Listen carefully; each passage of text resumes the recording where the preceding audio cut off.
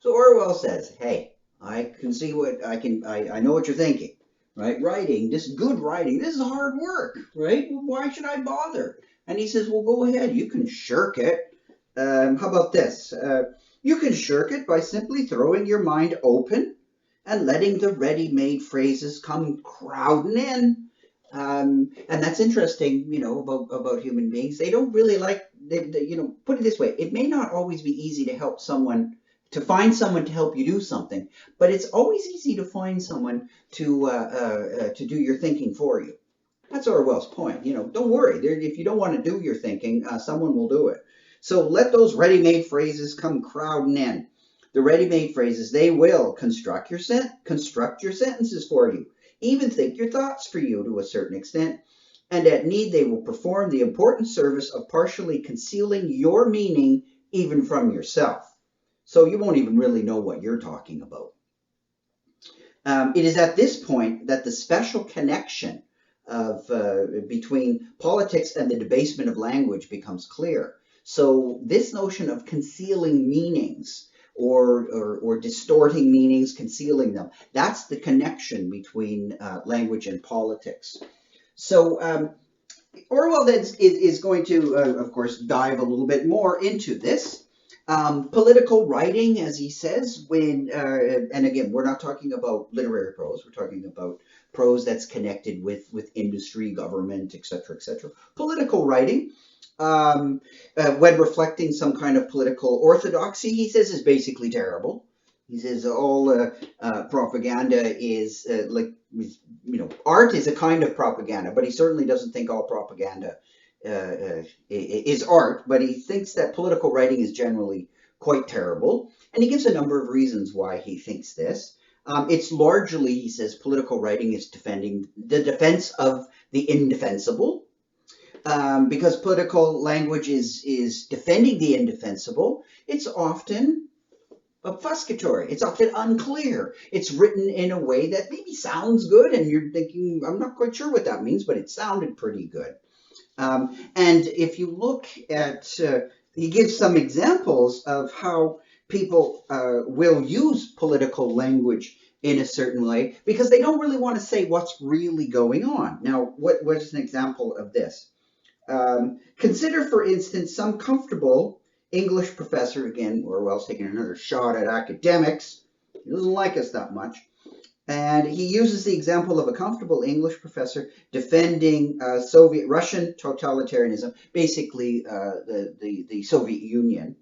And he's not going to say, this professor is not going to say something like, that the Soviets simply believe in killing off opponents when they can get good results by doing so, which is essentially Orwell's view of what they were doing. They were just getting rid of dissidents and opponents because it let them do what they want. So the state was killing people.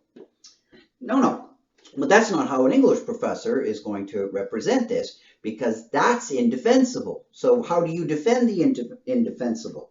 Well, listen to how Orwell spins out. He gives you another example of bad writing. Again, it's all grammatically correct.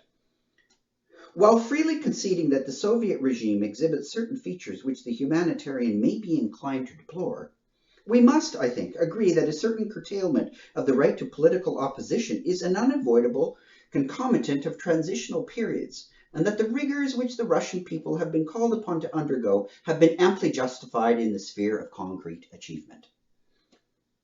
That's the political language translation of, yeah, we killed people to get them out of the way.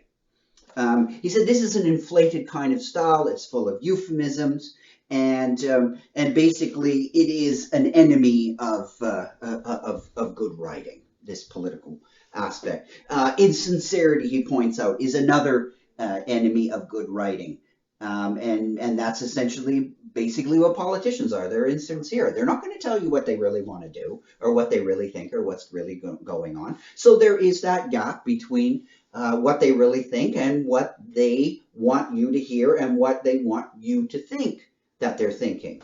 So insincerity, defense of the indefensible, that's going to lead to bad writing, hence politics and the English language.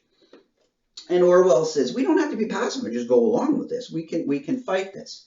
Now, be clear. Orwell is using examples from the Soviet Union of the day, and he's not just defending the English language. So don't get too hung up on politics and the English language. It's politics and language. The title of the essay could have been that.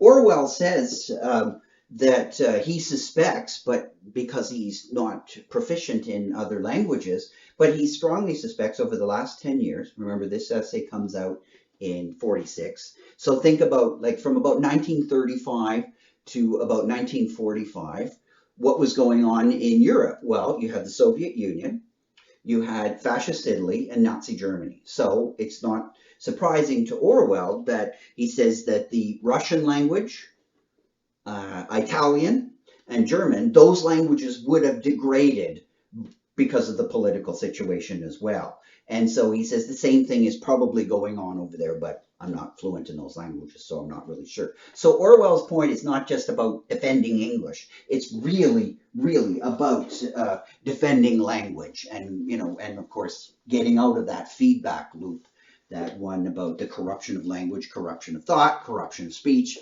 back up to the corruption of language. So he's not just defending English, he's really defending language because it's the vehicle of what we do, think, and who we are.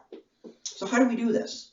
Well, we've seen him talk a little bit about writing and again, stressing it's hard work. So he's going to return this notion of writing and dig a little bit more deeply into it.